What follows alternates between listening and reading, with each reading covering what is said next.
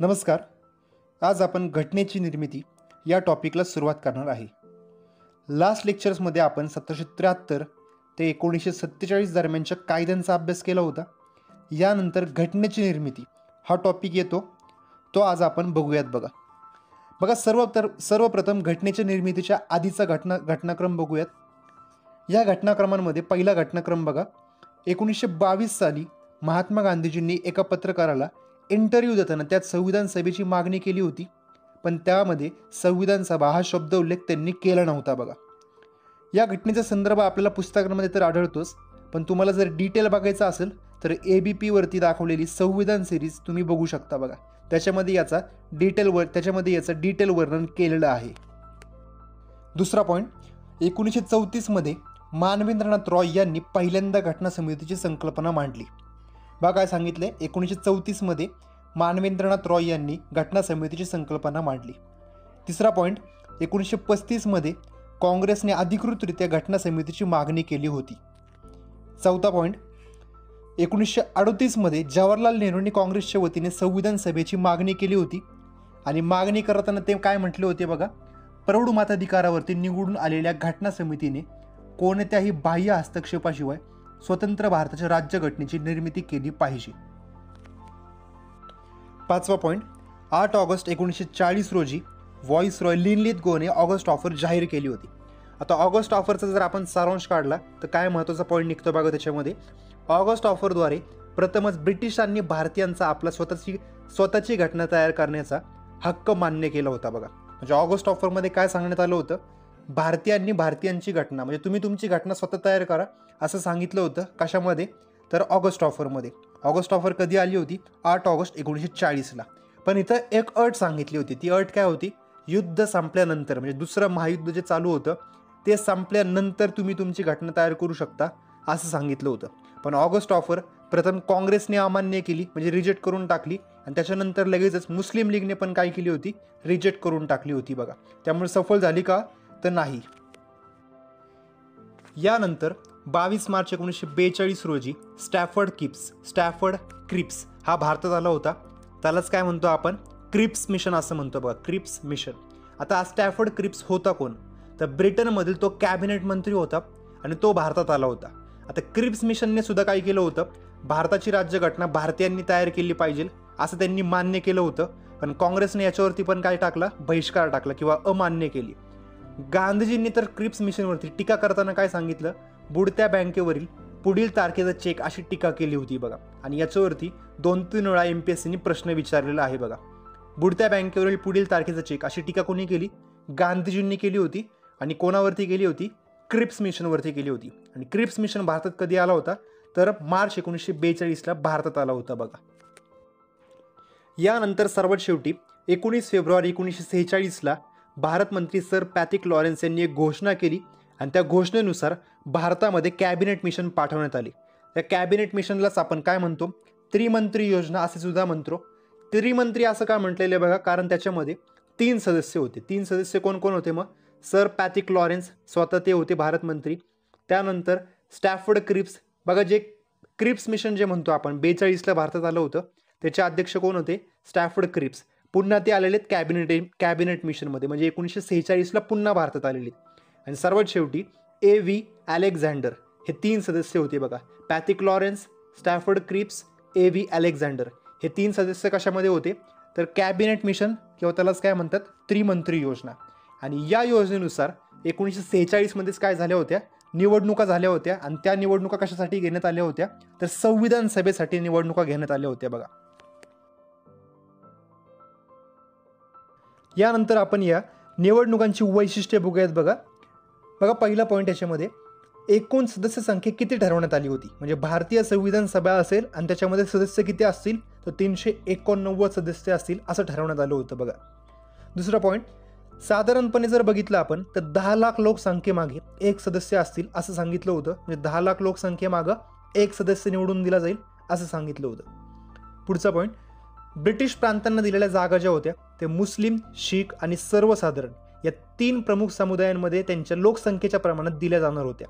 बघा, म्हणजे 3 गट पाडले होते सदस्यांचे, एक तर मुस्लिम असेल किंवा शीख असेल किंवा त्यांच्या व्यतिरिक्त म्हणजे सर्वसाधारण असेल असं सांगितलं होतं. म्हणजे मुस्लिम, शीख आणि सर्वसाधारण. आता सर्वसाधारणमध्ये कोण आले तर मुस्लिम आणि शीख सोडून इतर सर्व जे आहेत ते कशामध्ये येणार, सर्वसाधारणमध्ये येणार. बघा चौथा पॉईंट बघा, ही निवडणूक जी होणार होती ती कोणत्या पद्धतीनुसार होणार होती तर प्रमाणशीर प्रतिनिधित्व पद्धतीने एकल संक्रमणीय मतदान तत्वानुसार होणार होती. बघा यालाच इंग्लिशमध्ये काय म्हटलं जातं बघा, method of proportional representation bye means of single transferable vote असं म्हटलं जातं. बघा आता नक्की याचा अर्थ काय होतो, बाउन्सर गेला असेल बऱ्यापैकी सगळ्यांनाच.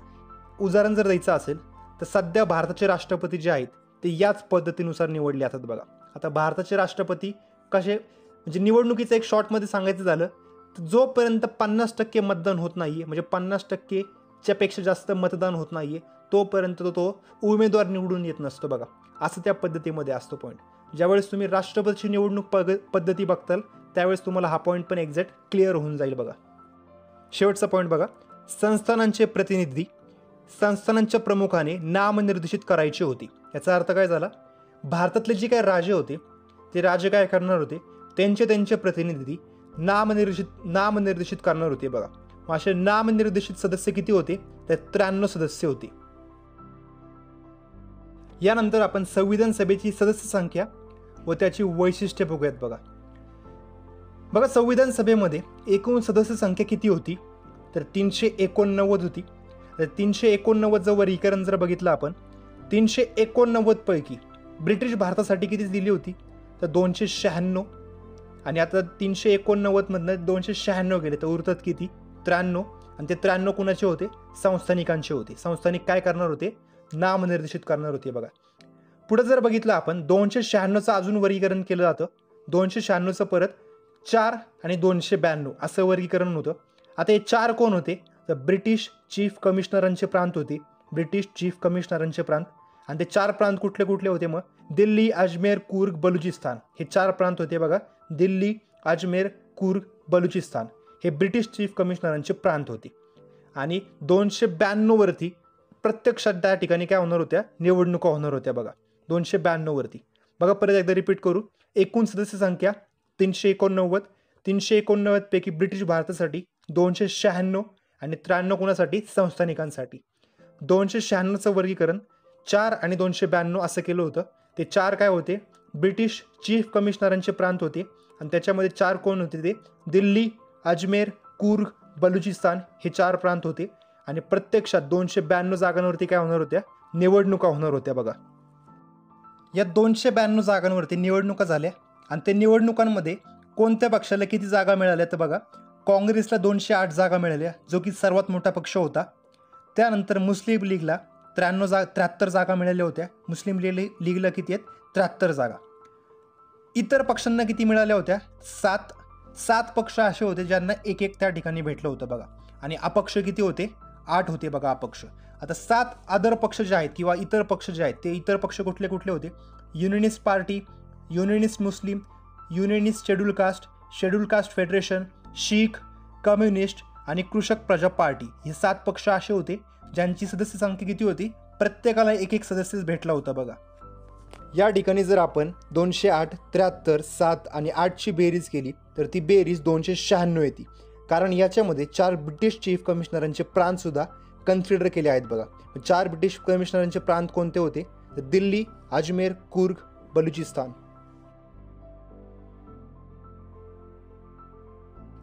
या ठिकाणी घटना समितीच्या निवडणुका पार पडल्या, सदस्य निवडून आले. आता घटना समितीचं कामकाज सुरू केलं होतं. बघा सुरू कधी झाली मग, म्हणजे पहिली बैठक कधी पार पडली तर 9 डिसेंबर 1946 रोजी पहिली बैठक पार पडली होती. बघा या ठिकाणी एकूण सदस्य किती हजर होते तर 211 सदस्य हजर होते. आणि यावेळेस हंगामी अध्यक्ष म्हणून कुणाची नियुक्ती करण्यात आली होती तर सच्चिदानंद सिन्हा यांची नियुक्ती करण्यात आली होती. सच्चिदानंद सिन्हा. आणि त्याचबरोबर हंगामी उपाध्यक्ष म्हणून कुणाची नियुक्ती केली होती तर फ्रँक अँथनी यांची हंगामी उपाध्यक्ष म्हणून नियुक्ती करण्यात आली होती. बघा हंगामी अध्यक्ष कोण आहेत तर सच्चिदानंद सिन्हा यांची नियुक्ती केली होती. आणि हे नियुक्ती करण्यासाठी कोणाचं अनुकरण करण्यात आलं होतं तर फ्रान्समधील प्रथेचं अनुकरण केलं होतं. आता फ्रान्समधील प्रथा म्हणजेच काय, ज्येष्ठतम जो काय सदस्य असेल तो काय होऊ शकतो, या ठिकाणी हंगामी अध्यक्ष बनू शकतो. आपण उदाहरण जर बघितलं, भारतीय लोकसभेचं उदाहरण घ्या. 16व्या लोकसभेचे हंगामी अध्यक्ष कोण होते? तर कमलनाथ हे होते बघा. आणि आत्ता 17व्या लोकसभेचे हंगामी अध्यक्ष कोण होते? तर वीरेंद्र कुमार हे हंगामी अध्यक्ष होते बघा. हे सुद्धा अनुकरण आपण कुणाचं केलेलं आहे? फ्रान्सचं अनुकरण केलेलं आहे. बघा या ठिकाणी आपण घटना समितीची पहिली बैठक पार पडली सांगितलं. काय काय पॉईंट सांगितले? 9 डिसेंबर 1946 रोजी पहिली बैठक पार पडली होती. एकूण सदस्य किती हजर होते? 211 सदस्य उपस्थित होते. हंगामी अध्यक्ष म्हणून कुणाची नियुक्ती करण्यात आली? तर सच्चिदानंद सिन्हा यांची नियुक्ती करण्यात आली होती. आणि हंगामी उपाध्यक्ष म्हणून कुणाची नियुक्ती केली? फ्रँक अँथनी यांची नियुक्ती करण्यात आली होती. आणि सर्वात महत्त्वाचा अजून एक पॉईंट, या सभेमध्ये मुस्लिम लीगने सहभाग घेतला होता का? तर नव्हता घेतला बघा. मुस्लिम लीगने सहभाग घेतला होता का? तर नव्हता घेतला. यानंतर घटना समितीची दुसरी बैठक पार पडली. ती कधी पडली? 11 डिसेंबर 1946 रोजी दुसरी बैठक पार पडली. आता या दुसऱ्या बैठकीत काय झालं? परमनंट त्या ठिकाणी अध्यक्ष नियुक्त केला आणि परमनंट उपाध्यक्ष पण नियुक्त केला. आता परमनंट अध्यक्ष कोण झाले? राजेंद्र प्रसाद झाले. आणि उपाध्यक्ष म्हणून कुणाची नियुक्ती करण्यात आली? तर H.C. मुखर्जी यांची नियुक्ती करण्यात आली होती बघा. याबरोबर अजून एक महत्त्वाचा पॉईंट, घटनात्मक सल्लागार म्हणून कुणाची नियुक्ती करण्यात आली होती? Sir B.N. राव यांची नियुक्ती करण्यात आली होती बघा. बघा महत्त्वाचे पॉईंट इथे आहे तसे फॅक्ट एक्झामला विचारले जातात. हंगामी अध्यक्ष किंवा उपाध्यक्ष, सल्लागार हे सगळेचे सगळे पॉईंट आहे तसे एक्झामला विचारले जातात. काय काय पॉईंट सांगितले बघा. दुसऱ्या बैठकीत 11 डिसेंबर 1946ला दुसरी बैठक पार पडली. अध्यक्ष कोण झाले? राजेंद्र प्रसाद. उपाध्यक्ष कोण झाले? H.C. मुखर्जी. आणि सल्लागार म्हणून कुणाची नियुक्ती करण्यात आली? Sir B.N. राव यांची नियुक्ती करण्यात आली बघा. यानंतर 13 डिसेंबर 1946 रोजी जवाहरलाल नेहरू यांनी घटना समितीत उद्दिष्टांचा ठराव मांडला होता बघा. तर उद्दिष्टांचा ठराव म्हणजे काय नक्की बघा. बघा भारतीय राज्यघटना बनणार होती आणि त्या राज्यघटनेची एक संरचना त्या ठिकाणी तयार करण्यात आली होती. आणि ती संरचना म्हणजेच काय? एक घटनात्मक चौकट तयार केली होती की या गोष्टींवरती आपल्याला भर द्यायचा आहे असं त्याच्यामध्ये सांगितलं होतं. आणि त्यालाच काय म्हणतो आपण? उद्दिष्टांचा ठराव. आता हा उद्दिष्टांचा ठराव संमत झाला का लगेच? तर लगेच झाला नव्हता. तो 22 जानेवारी 1947 रोजी संमत करण्यात आला बघा. बघा 13 डिसेंबर 1946ला मांडला आणि 22 जानेवारी 1947ला तो संमत करण्यात आला होता.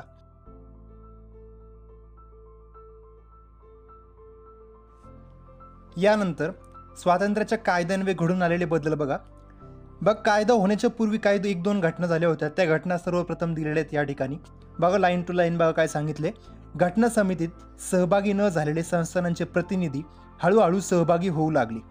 28 एप्रिल 1947 रोजी फक्त 6 संस्थानांचे प्रतिनिधी घटना समितीत सहभागी झाले होते. आता 6 संस्थान काय झाले होते? घटना समितीमध्ये सहभाग दर्शवला होता बघा. 28 एप्रिल 1947. आता 6 संस्थानिक कोण होते? तर बडोदा, बिकानेर, जयपूर, उदयपूर, पटियाला आणि रेवा.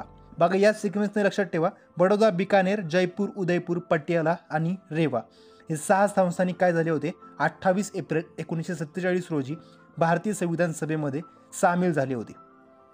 3 जून 1947च्या भारताची फाळणी करण्याच्या माउंटबॅटन योजनेनंतर उरलेल्या बहुतेक संस्थानिकांचे प्रतिनिधी सुद्धा घटना समितीत सहभागी झाले होते. बघा 3 जून 1947ला भारताची फाळणी करणारी अशी घोषणा करण्यात आली होती. आणि त्याच्यानंतर बऱ्यापैकी जवळपास सगळ्या संस्थानिकांनी काय केलं होतं? एकतर पाकिस्तानमध्ये गेले होते, एकतर भारतामध्ये गेले होते. बघा 3 संस्थानिक सोडले तर स्वातंत्र्यापर्यंत सगळे संस्थानिक इकडं एकतर पाकिस्तान किंवा भारतामध्ये आले होते. तर 3 संस्थानिक म्हणजेच कुठले? जम्मू काश्मीरचा राजा, तर जुनागडचा राजा आणि हैदराबादचा राजा असे एकूण 3 जण फक्त काय होते? एकतर भारत किंवा पाकिस्तानमध्ये सामील झालेले नव्हते बघा. नेक्स्ट लाईन बघा. भारतीय प्रदेशातील मुस्लिम लीगचे सदस्यही घटना समितीत सहभागी झाले होते. याचा अर्थ काय झाला बघा. मुस्लिम लीगचे जे काही सदस्य भारतीय सीमेअंतर्गतल्या प्रदेशांमधून निवडून आले होते ते भारतीय संविधान सभेमध्ये हजर झाले. आणि जे सदस्य पाकिस्तान किंवा बांगलादेशच्या ह्याच्यातून निवडून आले होते ते पाकिस्तान संविधान सभेमध्ये हजर झाले होते बघा. भारत स्वातंत्र्याचा कायदा 1947 मुळे संविधान सभेमध्ये किंवा घटना समितीमध्ये 3 बदल झाले होते.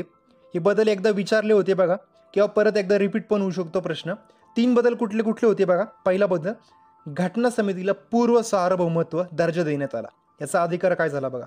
आता नवीन कायदे करणे किंवा जुने कायदे रद्द करणे किंवा कोणत्या टायमिंगला घटना समिती बोलवणे, कशा पद्धतीने काम करायचे हे सर्व अधिकार कुणाला भेटले आता? घटना समितीला.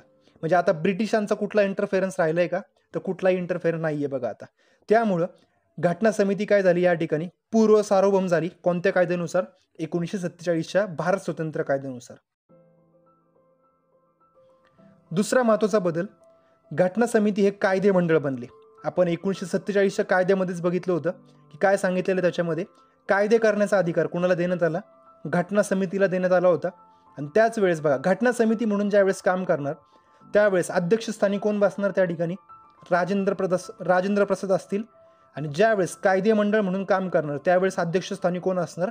तर जी.व्ही. मावळणकर हे अध्यक्षस्थानी असतील, असं होतं बघा. म्हणजेच आपण काय म्हणू शकतो, भारतीय संसदेचे पहिले अध्यक्ष कोण होते? किंवा संसदेचे म्हणण्यापेक्षा संसदेचेच म्हणू शकतो किंवा लोकसभेचे काय म्हणणार याला? जी.व्ही. मावळणकर. जी.व्ही. मावळणकर हे अध्यक्ष होते. बघा, संसदच म्हणू शकतो आपण त्याला त्यावेळेस, कारण की लोकसभा किंवा राज्यसभा अस्तित्वात नव्हती. त्यावेळेस फक्त पूर्ण संसद म्हणून काम केलेलं आहे त्यांनी, घटना समितीने. त्यामुळे पहिल्या भारतीय संसदेचे अध्यक्ष म्हणून कुणी काम केलेले? तर जी.व्ही. मावळणकर यांनी काम केलेलं आहे बघा. तिसरा महत्त्वाचा बदल बघा, तर तिसऱ्या बदलामध्ये काय सांगितले? भारताची संविधान सभेची सदस्य संख्या किती होती? 389 होती. आणि आता 389 वरून आता किती झाली? 299 झाली. ही सदस्य संख्या कशा प्रकारे कमी झाली याचं विश्लेषण पुन्हा एकदा बघूयात बघा. सुरुवातीला आपण पाहिलं होतं भारतीय संविधान सभेची सदस्य संख्या 389 आहे आणि त्याचं विभाजन 2 गटात केलं होतं. 296 ब्रिटिश भारताला दिले होते आणि 93 कुणाला होते? संस्थानिकांसाठी दिले होते बघा. तर 296चं वर्गीकरण परत 2 गटात केलं होतं. 4 ब्रिटिश चीफ कमिशनर प्रांत होते आणि 292 ब्रिटिश भारतासाठी दिले होते परत. बघा, 4 मध्ये कोण कोण सांगितलं होतं? दिल्ली, अजमेर, कुर्ग, बलुचिस्तान. आणि 292 पूर्ण भारत, पाकिस्तान आणि बांगलादेश आत्ताचा त्याच्यामध्ये एकवटलेला होता बघा. आता याच्यामध्ये काय काय झालं बघा, एक एक पॉईंट बघू आपण. 4 जे ब्रिटिश चीफ कमिशनरचे प्रांत होते त्यामधला एक म्हणजे बलुचिस्तान कुठे गेला? पाकिस्तानमध्ये गेला. म्हणजे चीफ कमिशनरांचे प्रांत भारतात किती राहिले? 3. यानंतर 292 जे भारतीय प्रांत होते म्हणजे ब्रिटिश भारतातले प्रांत होते त्यातले 226 भारतात राहिले. 66 कुठे गेले? पाकिस्तानमध्ये गेले. आणि 93 संस्थानिक जे होते त्या संस्थानिकांमधील 70 संस्थानिक कुठं आले? भारतामध्ये आले. आणि 23 संस्थानिक कुठे गेले? पाकिस्तानमध्ये गेले. आता याची बेरीज जर केली आपण, 1 + 66 + 23 याचं उत्तर काय येईल? 90. म्हणजे पाकिस्तानच्या संविधान सभेची सदस्य संख्या किती झाली? 90 झाली या ठिकाणी. आणि भारतीय संविधान सभेची सदस्य संख्या जर बघितली 3 + 226 + 70 टोटल किती होतीये? 299 होतीये बघा. म्हणून भारतीय संविधान सभेची सदस्य संख्या किती होती? तर 299 होती. इथे एका पॉईंटचं ऑब्झर्वेशन करा बघा, भारतीय संविधान सभेतून 90 सदस्य काय झालेले आहेत? बाहेर पडलेले आहेत आणि ते कुठे गेलेले आहेत? पाकिस्तानमध्ये गेलेले आहेत बघा. पण पाकिस्तानच्या संविधान सभेची सदस्य संख्या नेटवरती जर आपण सर्च केली तर त्याचा आकडा 96 असा दाखवला जातो बघा. 96 भारतीय संविधान सभेतून बाहेर किंवा पाकिस्तानमध्ये किती गेलेत?